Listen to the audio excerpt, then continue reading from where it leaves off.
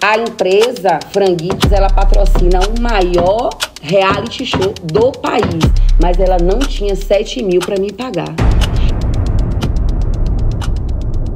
Olá pessoal, hoje teremos uma conversa importante e necessária sobre temas que muitas vezes são silenciados no ambiente de trabalho. Nossa convidada é Vita, que aceitou compartilhar suas experiências em uma empresa onde enfrentou situações difíceis, como trabalho abusivo, acidente de trabalho, assédio moral e os desafios de ser uma mulher em um ambiente corporativo e tóxico.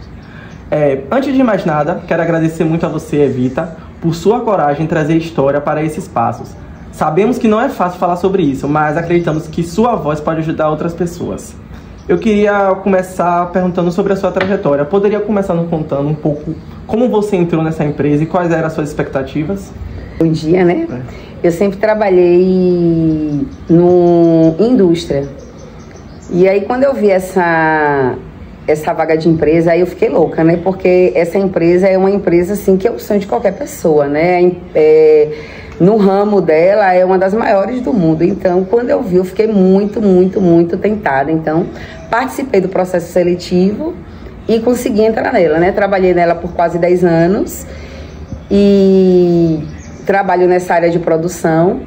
Eu tenho 2 filhas, tive um filho que perdi, sou casada e agora estou fazendo carreira solo, né? Trabalhando para mim mesma. Como você não pode falar o nome dessa empresa, a gente vai chamar ela de como? Franguito, pode ser. Bom, agora eu gostaria, Vita, de entrar em um momento delicado da sua história, que é o real motivo de você estar aqui, certo? Mas que é um assunto extremamente importante e delicado. Durante a sua experiência nessa empresa, você sofreu um grave acidente de trabalho, algo certamente que marcou sua vida. Você poderia me contar sobre esse dia? Foi um feriado de Corpus Christi. Eu moro em Feira de Santana, mas em São Gonçalo. Lá não é feriado porque eles trocam o feriado lá de Corpus Christi pelo dia do Evangelho, que acho que, se eu não me engano, é 30 de setembro.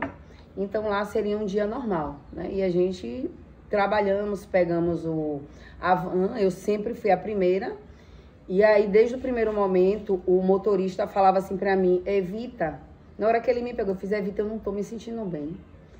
Aí eu falei assim pra ele: fulano, é porque hoje é feriado, a gente tá trabalhando, é muito ruim pra gente, é feriado, mas a gente tá trabalhando, é por isso. Ele: não é não. E aí pegamos o primeiro, pegamos o segundo. Quando chegou no terceiro passageiro, ele errou o caminho. A gente via que não era um dia normal, não era um dia comum, não era um dia de rotina. E aí ele pegou o primeiro, o segundo, o terceiro. Quando chegou no penúltimo passageiro, ele não deu bom dia. Não era de costume, porque ele sempre dava bom dia. Quando chegou no último, ele botou a mão na cabeça e fez assim, dizendo que estava morrendo de sono. E aí eu sofro muito com isso, sabe, Bonner? Porque eu poderia ter falado para ele: então vamos parar, toma um café. E eu carrego comigo essa culpa até hoje, de não poder ter feito nada por ninguém. Né? Intervir. E aí ele falou para mim, ele me deu sinais e eu não entendi os sinais.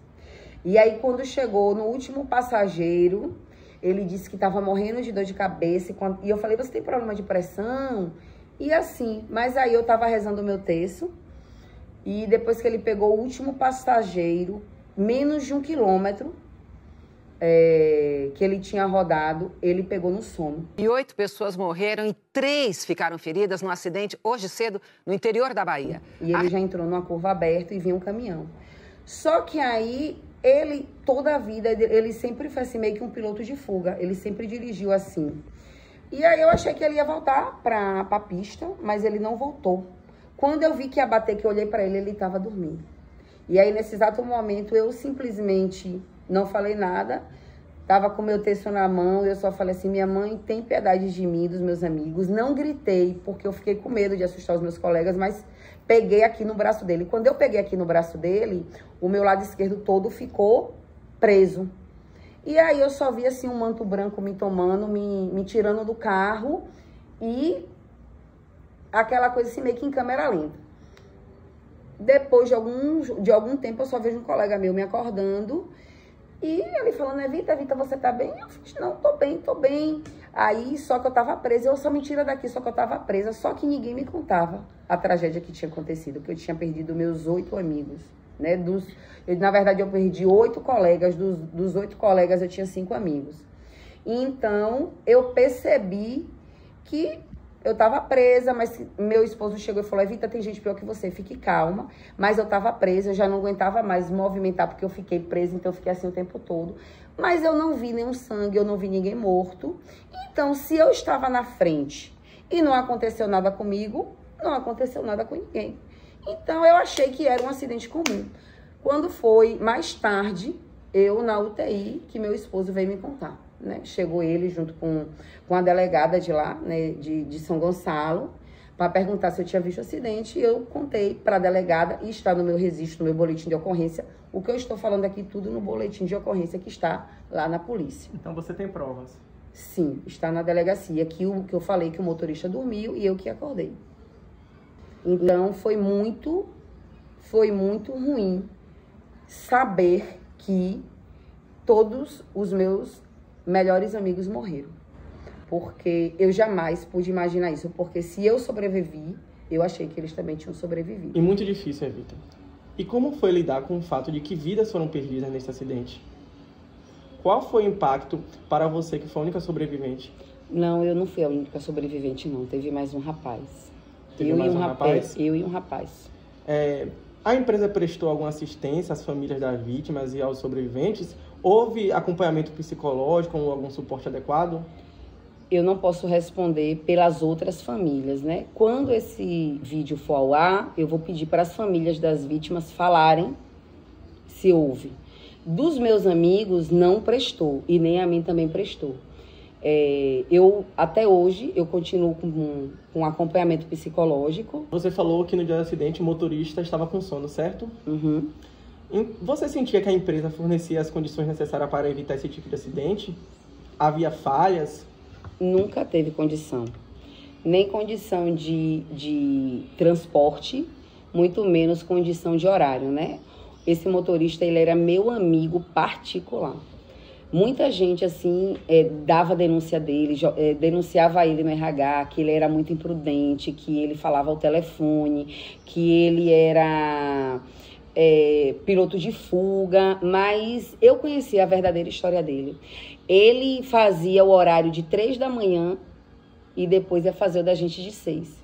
Então não tinha um horário para ele ter descanso. É tanto que mudou todos os horários depois desse acidente. Outra coisa também que aconteceu, uma das minhas melhores amigas, ela todos os dias denunciava ele no RH, né? Atento que eles não se bicavam. Eu sempre fazia aquele meio de campo. Eu sabia que ela tinha razão, mas eu também sabia que ele tinha razão. Ele tinha 4 anos que não tirava férias. Ele estava fadigado, ele estava estressado. Teve um dia mesmo que a gente indo pra feira, uma ambulância, né, dando sinal. Eu falei, motorista, ó, tá dando um sinal. Aí ele, mentira, dona Evita, isso aí Você via que ele também precisava de ajuda, ele precisava de férias, ele precisava de descanso. Ele foi tão vítima quanto todos que morreram. Né? Muita gente denunciava ele, mas como eu era amiga dele, eu sabia o quanto que ele estava sendo, com horário sobrecarregado, com o horário de tempo de um para outro, não dava as 8 horas de descanso. 8 extenso, não sei, né, se é 8 motorista, acho que o motorista ele precisa descansar de 8 horas, ou é 8 em 6 em 6, eu não sei direito, mas não dava. Depois de tantas denúncias, a empresa não tomou nada? Aí, depois desse acidente, eu acabei, Bonner, virando um ponto de referência. Né? Tudo o que acontecia com o transporte, as pessoas iam me contar. As pessoas pós-acidente, não as pessoas... Não, as pessoas de lá da empresa, tudo o que acontecia com eles, eles iam me contar. Né? Porque, Evita, tu tá vendo, continua tudo assim a mesma coisa, o transporte não mudou. Eles sempre gostaram de coisinhas bem baratas, né? O transporte mais barato, assim, quase que de graça, né? As coisas meio quase que de graça. Então, outro dia mesmo faltou freio em um carro, eles vieram me contar e eu falei pro RH. Quando foi a segunda vez, faltou freio de novo, as pessoas vieram me contar, eu plantei um e-mail para o RH contando que esse carro tinha faltado freio. E falei, gente, já aconteceu um acidente que mataram 8 pessoas, vocês querem de novo? Só que o que é que aconteceu, bom, né? Eu fazia isso com o RH achando que estava fazendo bem, e o que é que eu estava fazendo? Cavando a minha própria cova. O feedback que eu dava, eu achava que eu estava sendo uma parceira da empresa, porque eu sempre vestia a camisa da empresa, amava a empresa, nunca faltei, sempre fiz fisioterapia e faço até hoje fisioterapia. Nunca faltei um dia, eu sempre coloquei minha fisioterapia de 6 a 7 para nunca precisar faltar. Meu psicólogo eu sempre ia ao sábado às 10. E você vê que nada disso vale a pena. Bom, isso que você está falando, você tem provas? Como você se comunicava com seus superiores? Era de boca, com RH? Não, essa denúncia eu fazia através de e-mail, né? Esse foi meu primeiro e-mail. Quando faltou esse freio... Você tem todos os e-mails? Tenho. Quando faltou esse freio, inclusive está no auto do processo, né? No processo da empresa. Quando faltou o primeiro freio que vieram me falar, eu falei de boca. Aí eles falaram, não, a gente vai resolver. Quando foi no segundo, o carro quase virava, vieram me contar também. Aí eu peguei e fiz o e-mail. Inclusive no e-mail, eu falei bem assim, para o gerente do RH e para o gerente geral, né? O nosso gerente, o Adolfo. Eu falei para ele bem assim, no dia que aconteceu o acidente, que morreram as 8 pessoas, vocês mentiram. Vocês falaram que o RH nunca soube dessas denúncias que as pessoas que morreram falavam. E até nesse e-mail eu falei, vocês mentiram para o corporativo, vocês mentiram para toda a diretoria. Tanto o meu gerente geral, quanto o gerente do RH e quanto a CIPA, a engenheira de segurança, todos mentiram. Falaram que quando morreram essas pessoas, veio todo o diretor, né? A diretoria veio todo para cá. Aí falaram que eles nunca sabiam disso. E aí eu peguei o e-mail, né, e falei, vocês estão mentindo. Aí comecei a meio que cavar a minha própria cova. Mas, Evita, nessa história que você contou agora, eu tô um pouco confuso, porque você disse que estava cravando sua própria cova. Mas isso não era para ser uma coisa boa, porque você estava dando um feedback, né, para a sua empresa, uma consultoria gratuita. É verdade. Eu também pensei igual a você, Bonner, mas pior que a ignorância é a omissão. Eu achei também que eu estava fazendo uma coisa boa, mas eu fui até ameaçada de morte. Inclusive, quando eu saí da empresa, eu fiz um vídeo dizendo que contaria a segunda parte, né? Que a segunda parte é essa aqui, para quem esperou durante esses meses todos. Na verdade, um motorista tinha sido demitido. E eu não estava sabendo de nada. E aí, o outro, eles estavam conversando entre eles. Rapaz, tu soube que o motorista fulano foi demitido? E eles tudo conversando entre si. Ah, foi Dona Evita. Dona Evita tá falando demais, tá na hora de Dona Evita tomar um susto. Aí esse meu colega que passava na hora pra ir pra casa, e os motoristas estão conversando, me ligou. Evita, eu acabei de ouvir isso aí, que foi o que eu acabei de falar. Fica ligado. Aí eu cheguei em casa me acabando de chorar, contei pra meu esposo, ele falou que a gente ia na delegacia. Eu falei, não vou, porque eu não posso dizer. Eu tinha uma amiga, né, a minha vizinha era policial civil, aí eu falei pra ela disse, você só consegue fazer a denúncia se você falar a pessoa que ouviu. Se você não falar, não adianta você falar. Então eu falei então eu vou falar pro meu gerente. Aí eu fui na sala de Adolfo e falei com ele, Adolfo, contei tudo o que aconteceu com Adolfo. Contei tudo o que aconteceu a Adolfo. E como eu considerava muito ele, eu fiz, meu marido falou que era pra eu ir na delegacia, mas eu não vou denunciar quem me contou, mas eu tô te dizendo. E outra coisa, não foi eu que denunciei esse motorista. Aí eu fui investigar. Quando eu fui investigar, eu descobri que um colega tinha um motorista que estava dirigindo com o celular na mão, conversando, e aí denunciou no RH. Esse cara foi demitido e ele achou que tinha sido eu. Por que ele achou que foi eu? Porque quando ele foi demitido, ele não falou para o RH, ele falou para a engenheira de segurança. A engenheira de segurança só contou também o acontecido. Mas o RH, como eu já vinha passando esses e-mails, eu acho que ele já estava incomodado também, porque eu estava passando esses e-mails, e demitiu o motorista dizendo assim, foi a Evita que disse que viu que você estava com o celular. E não foi eu. E se tivesse sido eu falaria. Foi eu, mas não foi eu. Foi uma outro. Imprudência também. Uma imprudência também. E eu falei que eu não ia mais aceitar nenhuma imprudência. E aí o RH se sentiu incomodado. Aí o meu gerente falou, não, obrigada por você ter vindo compartilhar comigo. Aí eu peguei e falei só pra ele assim, quando eu saí da sala, eu só falei pra ele assim, agora tem uma coisa, eu não vou vir mais nesses carros das pessoas que querem me dar susto, porque ou acha que o susto que eu passei foi pouco. Então, eu vou fazer o seguinte agora. Eu vou cobrar tudo que a empresa me deve. Eu vou cobrar todos os psicólogos que eu estou fazendo há mais de 4 anos e vocês nunca me pagaram. Eu vou cobrar toda a fisioterapia que eu estou indo dia de quarta-feira, que eu nunca cobrei de vocês, porque a fisioterapia eles sempre pagaram. Sempre. Nunca ficaram me devendo nenhuma. Agora, psicólogo e a minha ida, que eu vinha de carro da minha casa, para da minha casa eu já ir para fisioterapia, eles nunca pagaram. E eu vou cobrar. E aí, bem assim, eu fiz. Só que aí o meu gerente achou que era brincadeira. De repente, eu peguei, apareceu uma autorização para ele me pagar de, acho que foi 7 mil e pouco. Aí, o que é que aconteceu? Esse dia, para mim, foi o pior. Aí, ele me botou na sala junto com minha gestora, né, que tava eu e a minha gestora. E aí, ele me esculhambou. Você tá pensando o quê? Que a empresa tem dinheiro para lhe pagar? Né? A Franguito é a maior empresa de alimentos do mundo. Ele disse que a Franguito não tinha dinheiro para me pagar. A empresa Franguitos, ela patrocina o maior reality show do país, mas ela não tinha 7 mil para me pagar. E eu acho que esse vídeo vai mostrar o tanto de gente que ela tá devendo fazer, que ela tá devendo psicologicamente. Mas para eu não perder o foco, aí ele me esculhambou na frente da minha chefa. Sabe o que é que a minha chefa disse? Nada. Quando eu saí de lá, me acabando de chorar, ela me botou numa sala e falou: você sabe que ele é assim, você sabe que ele não respeita ninguém. Para trabalhar com ele tem que ser assim, tem que ouvir essas coisas e ficar calado. E aí começou o inferno da minha vida. Após o acidente, Evita, sabemos que você teve sequelas físicas e emocionais, que demandava acompanhamento como fisioterapia e apoio psicológico, mas, pelo que eu entendi, a empresa não oferecia esse suporte. Como foi enfrentar essa situação sem o auxílio necessário? Além de muito dinheiro, eu gasto até hoje, dói muito, porque você se doar tanto para uma empresa como eu me doei e saber que você é descartável dói, né? Mas é aquele ditado, né? Se tá dando lucro, por que vai mudar? Se tá dando lucro, se a dor dá lucro, por que vai mudar? Um cara que machucou tantas pessoas, tantos corações. Mas, enfim, eu faço psicólogo até hoje, né? Tenho que já fazer psiquiatra. E o meu físico, as 8 pessoas que estavam dentro da van, eles morreram do TRM, que é o trauma raquimedular, né? Todos tiveram aquele efeito chicote.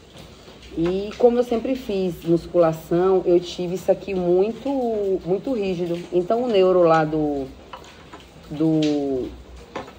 Clésto, ele, na hora que eu cheguei, ele me perguntou: você faz musculação? Eu falei: faço todos os dias. Eu era atleta, doutor. Aí ele logo vi. Você viu o acidente? Eu falei: vi. Por isso que você tá viva, minha filha. Porque no ato do acidente você contraiu sua medula, então o seu corpo entendeu que você precisava proteger. Quando você contraiu, você protegeu sua medula. E hoje seu corpo vai ter essa resposta. Ele vai saber que quando você sentir qualquer coisa, ele contrai e dói. E assim, eu não posso passar por nenhuma emoção que eu sinto, né, essa compressão desse meu corpo. Então, eu ia fazer uma cirurgia e o médico me indicou uma moça, né? Que é minha, eu chamo ela de Irmã Dulce. É minha santinha. Ali, com certeza, tem o sangue de Jesus Cristo. Uma das melhores pessoas que eu conheço. E aí ela fez assim: ó, a gente vai fazer um tratamento. Agora é um tratamento a longo prazo, ou para a vida toda. E aí eu comecei a fazer a fisioterapia com ela. Eu cheguei lá de muleta, colete cervical. Faltou milímetros para eu ficar paralítica, porque na ressonância tem essa imagem, né, que depois eu vou contar para você, bom, né? O perito disse que eu não levei nenhum documento, mas tem isso no processo, a minha ressonância. Levei para o dia da perícia e o que é que aconteceu? Eu tive que fazer um tratamento a longo prazo e faço até hoje. Hoje continuo fazendo, continuo pagando para manter o meu físico em harmonia. Você mencionou que foi ameaçada e que a empresa não cobriu suas consultas psicológicas e fisioterapêuticas necessárias. Mesmo diante dessas dificuldades, Evita, você não procurou nenhum superior para relatar esses problemas? Eu procurei o compliance da Franguito, mas ele joga no mesmo time de Adolfo. né? Não convém aqui relatar o tanto de denúncias que já teve e todas as pessoas denunciadas foram também demitidas. Eles são coniventes, são cúmplices, mas aí eu procurei uma patente maior, que foi o compliance maior que a do franguito. E eu fui muito bem recebida. Eles me receberam, né? São todos os acionistas da empresa, falaram que se eu tivesse qualquer dificuldade para eu voltar a contactar com eles. 8 dias depois eles me demitiram. Então, Evita, o que ocasionou sua demissão? Foi porque você pulou uma hierarquia? Você falou com o compliance do frangão? Sim, também. Porque eu achei o pessoal, o compliance, né, do frangão muito solícitos. Ele falou, não é comigo. Isso quem resolve é o compliance do franguito. Mas se o compliance do franguito não resolver, volte a me contactar. E você tem provas? Tem um e-mail. Graças a Deus, tem um e-mail. E como foi, Evita, a sua demissão? Como você reagiu a isso? Na verdade, eu já sabia, né? Eu tenho um mentor espiritual lá dentro da empresa e ele falou assim pra mim, Evita, olha só, eles preferem pagar uma fortuna pra você a ter que manter um problema como você aqui dentro. Porque você mexeu em um vespeiro. Você mexeu onde ninguém quer que mexa, porque, né, o meu gerente, ele pousa do melhor. Humilha todo mundo, arrasa a mente de todo mundo, mas é o melhor. E ele tem essa imagem do melhor, mas todo mundo sabe o carrasco que ele é. Mas aí esse meu amigo já falou pra mim, você vai ser demitida porque você ultrapassou a hierarquia. E o ego dele é muito alto, ele não conseguiu lidar com isso. Então eu já sabia. Agora eu achei que eles iam me demitir depois que eu terminasse os 5 anos. Mas o medo deles era tão grande que eles me demitiram antes, para a honra e glória do Senhor. Porque eu não tinha intenção nenhuma de botar eles na justiça. Porque eu achei que a empresa, né? Eu fiz agora, para você ter noção, Bonner, um projeto, que o projeto teve um lucro para a empresa de R$1 milhão. Então eu sempre vesti a camisa da empresa. E isso me dói saber as injustiças que é cometida no franguito. Mas e aí, Evita, o médico da empresa assinou sua demissão, mesmo você tendo todos esses problemas? Não, ele não assinou. O médico é um fofo. Pense em um homem ético. Ele não assinou.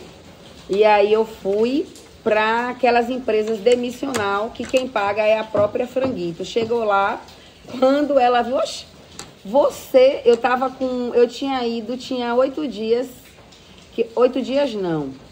Eu fui no neuro dia 6, dia 7 eu falei que eu precisava de mais 10 sessões de fisioterapia, dia 8 eles me demitiram.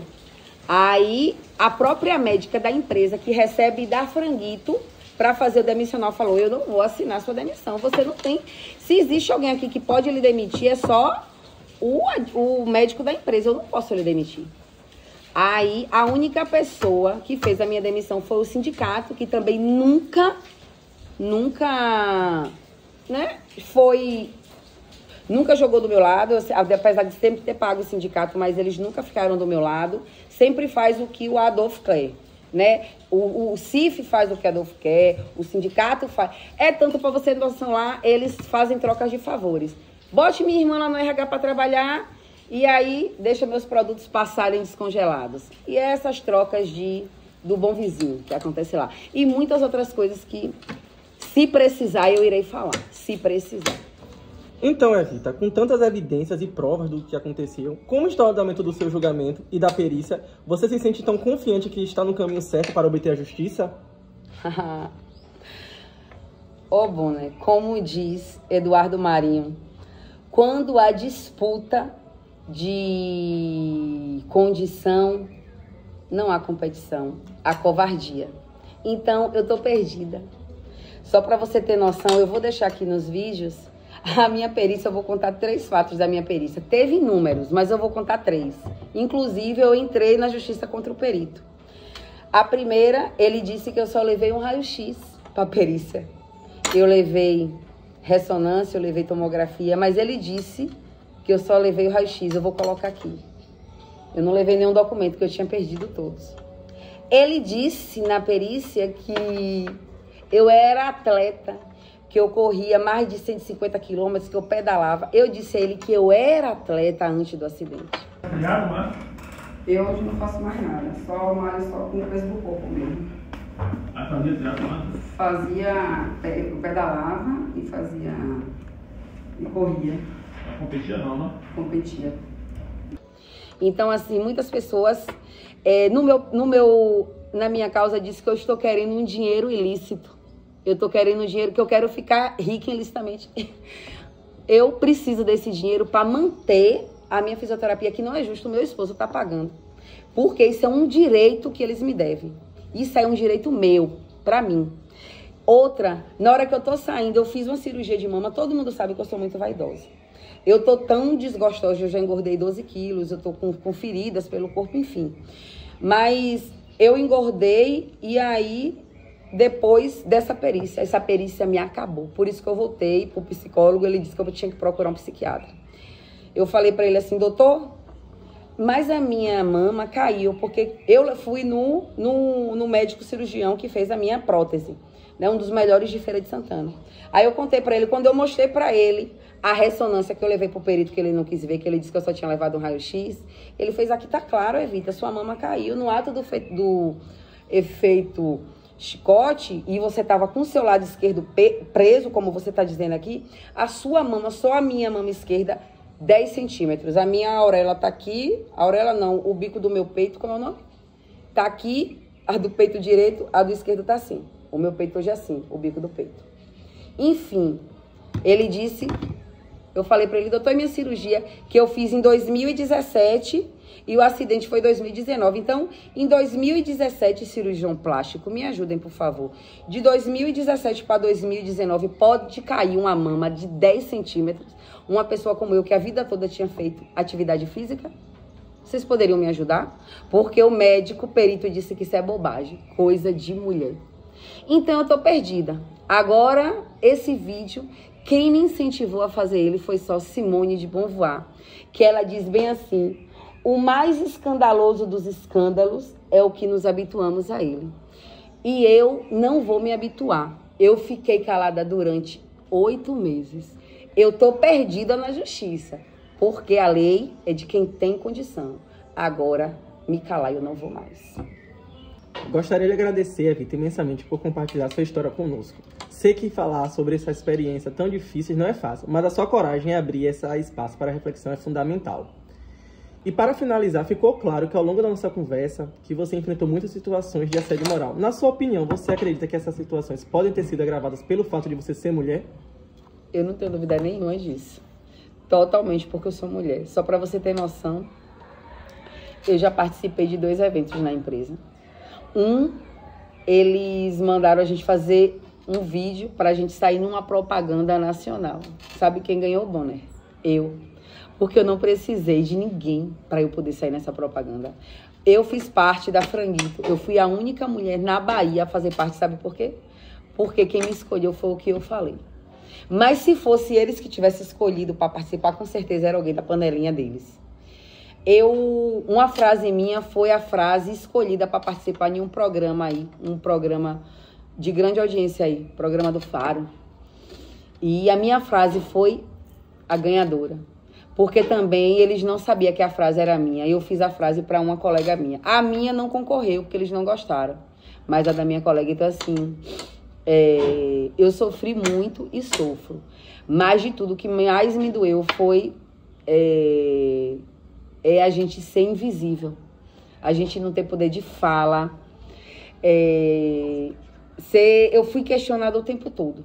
Eu fui questionada o tempo todo porque eu era questionadora. Outro dia, a gente saía do almoço e ia ler um livro na sala de descanso. A sala tinha ar-condicionado. Imagine, a gente com aquelas roupas, touca, bota, e eu lendo um livro na área de lazer sem ar-condicionado. Porque a dona, né, a que pensa que é dona, trancava a sala para não deixar o Adolfo irritado, sei lá, enfim. Tudo eu questionava, eu falava, a gente mora no Nordeste, um sol de 40 graus, o que é que custa a gente ficar aqui na sala dele do livro depois do almoço? Depois a sala abriu, mas eu sempre questionei. E o meu questionamento sempre foi por melhoras. Nunca faltei. E o que mais me dói foi ter perdido a infância da minha filha. Hoje minha filha tem 10 anos. Fá! Tá fazendo brigadeiro ali. Vem cá, amor. E hoje o que ela mais pede, assim, achei lindo. Ela fez um vídeo. Foi aquele vídeo que tu colocou, que tu quer o que... Qual foi a melhor coisa de 2024? Que minha mãe não trabalhasse mais, passasse o dia todo em casa. E o que quando tu ponga aqui nas costas de mamãe, o que é que eu falo? Que não pode porque... Por causa que dói e machuca se eu fizer isso. E você, quantas vezes mamãe agora lhe carrega nas costas depois do acidente? Nenhuma. Então isso é o que mais me dói. Mas o bom é eu estar hoje com as minhas filhas.